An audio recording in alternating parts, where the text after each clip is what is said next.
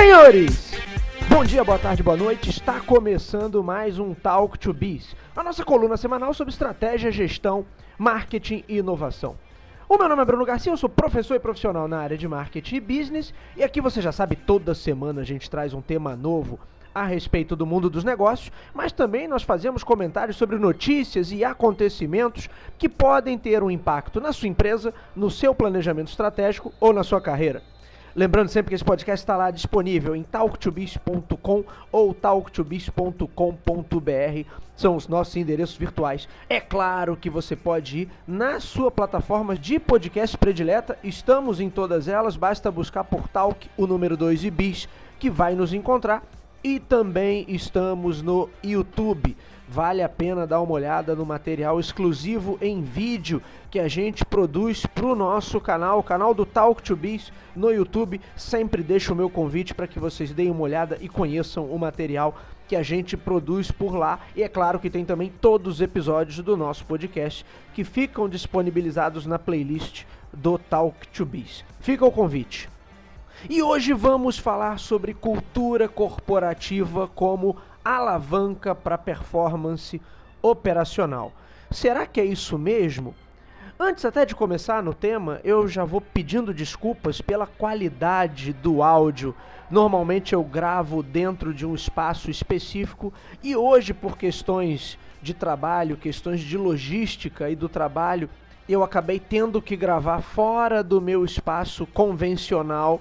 Portanto, é provável que o áudio não esteja tão limpo, que a gente tenha alguns ruídos, que a qualidade do som não esteja tão boa quanto de costume. Portanto, eu já deixo antecipadamente o meu pedido de desculpas para vocês. Agora vamos para o nosso tema, primeiro partindo do princípio, né? O que é cultura organizacional? A gente pode definir cultura organizacional como um conjunto de crenças, valores, hábitos, rotinas, conhecimento tácito e explícito que norteiam o funcionamento e a tomada de decisão dentro de uma organização. Mas a grande questão é que, em muitas situações, a cultura corporativa é vista como um conjunto secundário dentro de uma organização. As pessoas não prestam atenção ou acham que ela se desenvolve de forma natural, entre aspas. Ela seria o resultado das interações entre as pessoas e as decisões tomadas, com esse resultado gerando uma espécie de saldo acumulado ao longo do tempo. E se esse é um processo tido como natural, não caberia uma gestão sobre ele, tampouco ele seria um elemento decisivo para os resultados alcançados por uma empresa. Portanto, a cultura organizacional, em muitas situações, acaba sendo encarada como um elemento sem tanta importância, quando, na verdade, a cultura tem sim muita relevância e tem um impacto direto no potencial de resultados, naquilo que a empresa é capaz de entregar, naquilo que ela é capaz de gerar. Ou ainda tem uma outra situação, que também é uma deturpação sobre o entendimento de cultura organizacional, que é quando as empresas evocam a cultura organizacional como uma forma de garantir adesão total a tudo aquilo que é proposto ou mesmo imposto, e das coisas mais óbvias até as coisas mais absurdas. Por exemplo, se alguém fala contra, critica ou mostra o menor grau de resistência, logo aparece um gestor apontando que tal pessoa não compartilha da mesma visão e talvez não esteja tão bem inserida e ajustada na tal da cultura organizacional. Vocês provavelmente vão ouvir isso de diferentes maneiras, mas o mais comum é a famosa expressão sobre vestir ou não a camisa da empresa. Só que isso, minha gente, representa um reducionismo abissal da dimensão verdadeira da cultura corporativa e da sua importância. Quando eu reduzo cultura à ideia de vestir ou não a camisa, ou seja, se eu tenho pessoas que se colocam a favor, sem qualquer questionamento, sem qualquer reflexão de tudo que a empresa propõe ou impõe, essas são tidas como as pessoas boas, aquelas que vestem a camisa. Mas para qualquer um que resolva questionar o mínimo ou apenas saber sobre os seus direitos, esses já não vestem a camisa, são aqueles que representam um problema ou uma potencial ameaça. Esses estariam, portanto, fora da chamada cultura organizacional. Mas é claro que associar a importância da cultura de uma empresa ou de qualquer ambiente a essa dualidade, a esse pensamento binário, é de uma imbecilidade sem tamanho. Porque, na verdade, o que está sendo trabalhado aqui é uma cultura autoritária, que pode até se disfarçar um pouco, mas no final das contas ainda é uma cultura autoritária. E se a gente for olhar apenas por esse prisma, de fato a cultura organizacional não vai servir para muita coisa. Pelo contrário, é mais provável que ela atrapalhe do que ajude. A cultura precisa ser entendida como algo muito mais amplo, porque envolve, em última instância, em que as pessoas vão acreditar, de que maneira elas vão se engajar e até que ponto elas vão se responsabilizar pelas tarefas que assumem. Se em marketing a gente fala de desenvolver a melhor proposta de valor possível para os consumidores, é a cultura consolidada que vai garantir a sustentação dessa proposta de valor, porque embora a cultura seja encarada como um elemento interno da organização, ela vai gerar reflexos em todos os pontos de interação da empresa com o ambiente externo. E não falando apenas de consumidores, mas também dessa interação com parceiros comerciais, com fornecedores, com a sociedade como um todo.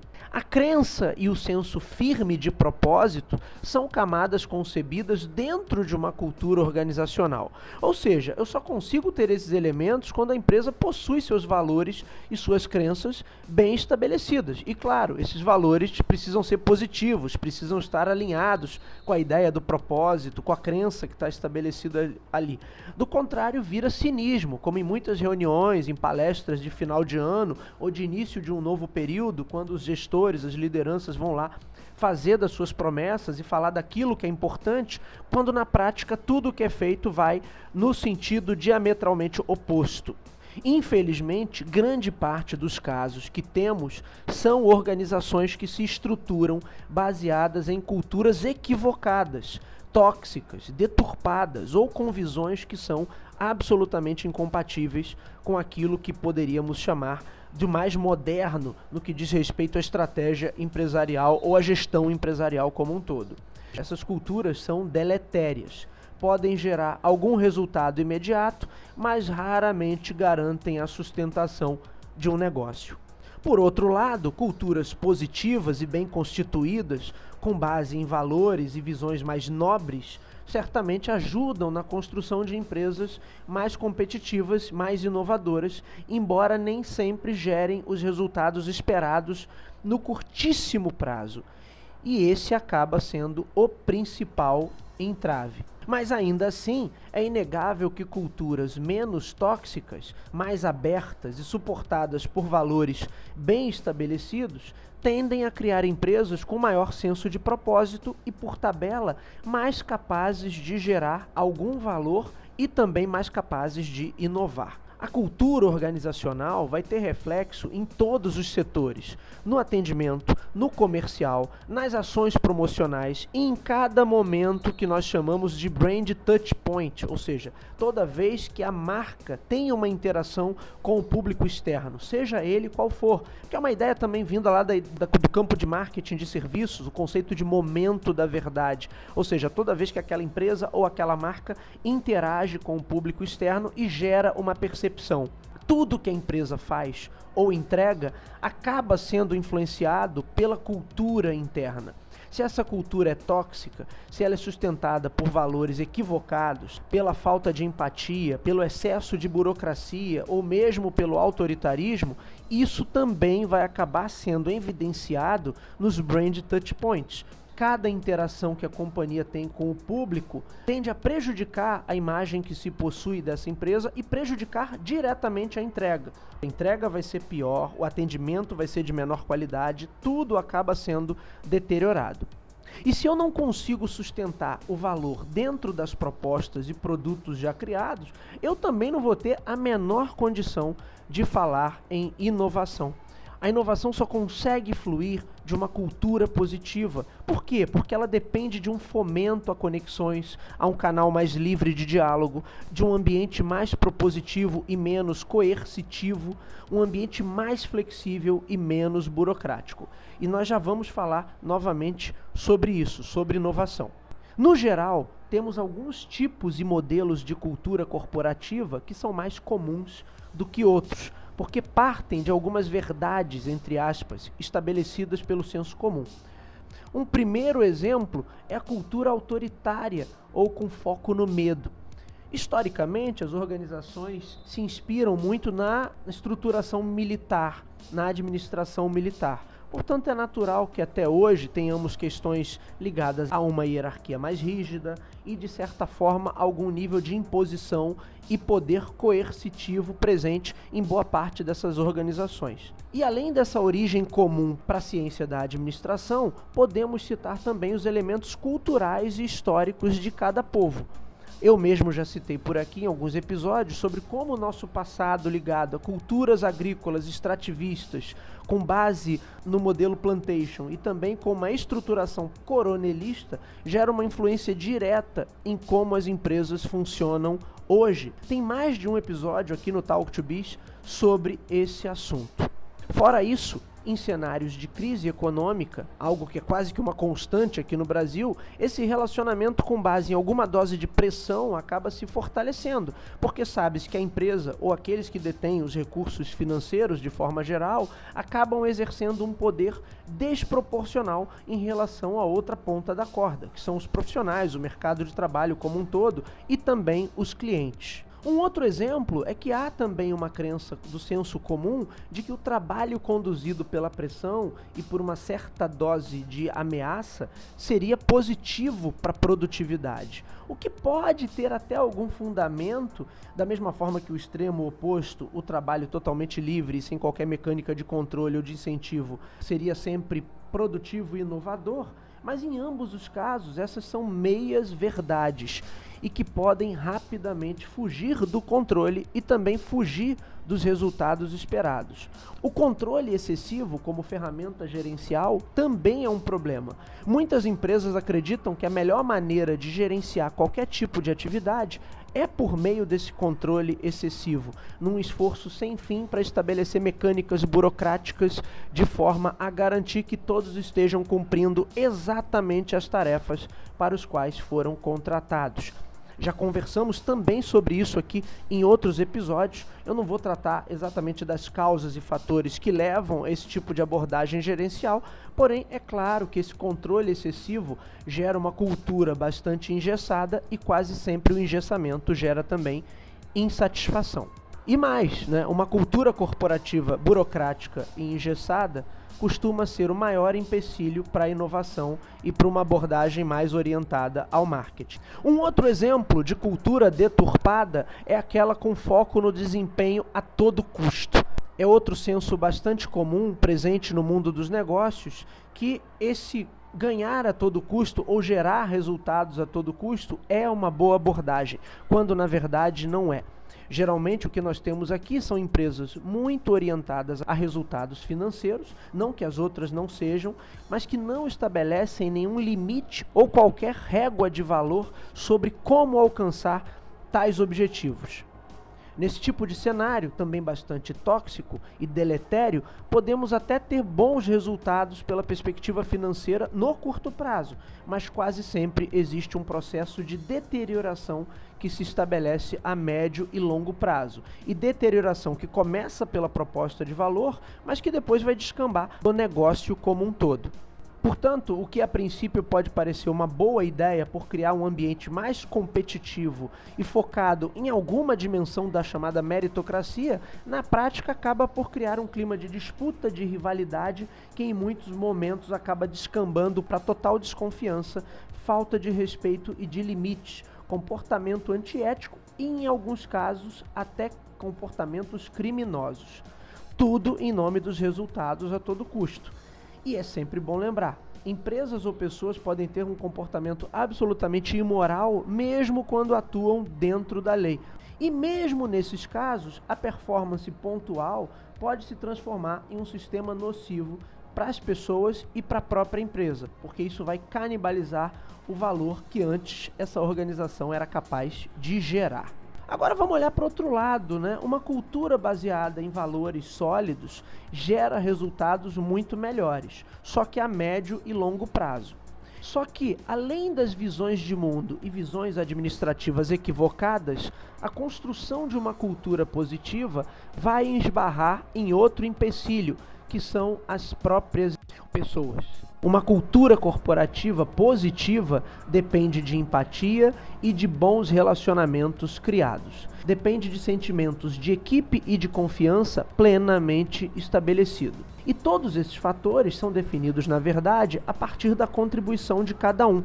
Portanto, a empresa pode até estimular determinados comportamentos, mas os estímulos serão inócuos se as pessoas tiverem um perfil incompatível com eles. Ou seja, eu preciso ter pessoas-chave em posições de liderança e ter também as pessoas certas e com um perfil mais adequado atuando dentro da empresa em todos os setores. E quase sempre isso gera ainda um outro problema, quer dizer, mais uma dificuldade para a gente estabelecer uma cultura corporativa saudável. Talvez esse seja mais de natureza política, outro tema que nós também já tratamos por aqui. Como o modelo de gestão brasileiro costuma estar muito mais atrelado a relações interpessoais, conchavos, patotas, do que a competência e ao desempenho, trocar as pessoas ou minimamente tentar fazer com que elas adotem um novo direcionamento e uma nova postura costuma ser uma via crucis. E claro, boa parte das organizações sequer tenta fazer essa mudança, já que as próprias lideranças não vão concordar com uma postura mais aberta, mas as poucas que tentam tendem a esbarrar em questões políticas e de relacionamento já estabelecidos entre os grupos, que vão exercer grande pressão para que qualquer transformação seja de fato impossível. No final das contas, se transforma naquele bom e velho mudamos tudo para que não mude absolutamente nada.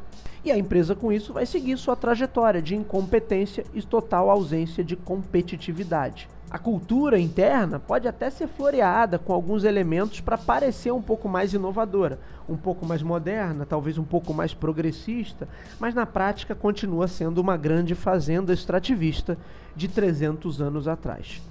Nesse tipo de ambiente, só ficam dois tipos de profissionais. Aqueles que ainda não conseguiram outra oportunidade em outro lugar, portanto estão ali totalmente a contragosto, e um segundo grupo, que são as figuras rasteiras, mesquinhas, medíocres, incompetentes ou cheias de vícios grotescos, que por óbvio vão adorar estar nesse tipo de ambiente. Ele vai ser absolutamente perfeito para que esse perfil profissional se instale e de certa maneira se expanda. Para terminar, isso não quer dizer também que as empresas com uma cultura organizacional positiva e bem estabelecida sejam perfeitas. Claro que não. Elas estão longe de ser. Elas também possuem seus problemas, seus vícios, suas carências em todos os aspectos. Mas com toda certeza, são elas que possuem maior potencial para superar cenários de crise, redobrar esforços em nome de uma visão de futuro e gerar soluções inovadoras que possam colocar a empresa em posição verdadeira de vantagem sobre a concorrência. Será que depois de tudo isso, você ainda pensa que cultura corporativa é uma besteira? Seria muito bom se as nossas empresas começassem a levar esse tema um pouco mais a sério. Muito bem, senhores, esse foi o nosso Talk to Biz de hoje. O meu nome é Bruno Garcia, você me encontra nas principais plataformas sociais. Bruno Garcia no LinkedIn e Bruno_TalkToBiz no Instagram e também no Threads. O nosso programa, você já sabe, está disponível nas principais casas do ramo. Em todas as plataformas de podcast da atualidade você nos encontra, basta buscar por Talk, o número 2 e Biz. E é claro que você pode ir direto nos nossos endereços virtuais, talktobiz.com ou talktobiz.com.br. Por fim, deixo sempre aquele pedido, se você gosta do conteúdo que a gente produz por aqui, acompanhe nosso material. Ele agrega valor ao seu dia a dia, aos seus estudos, à sua tomada de decisão, ao seu aperfeiçoamento profissional. Compartilhe, indique para os seus amigos, vamos atuar nessa corrente do bem, levando bom conteúdo, conhecimento qualificado sobre estratégia, gestão, marketing e inovação ao número cada vez maior de pessoas. É isso, meus amigos, hoje ficamos por aqui. Desculpem mais uma vez pelo áudio, um abraço a todos, até lá.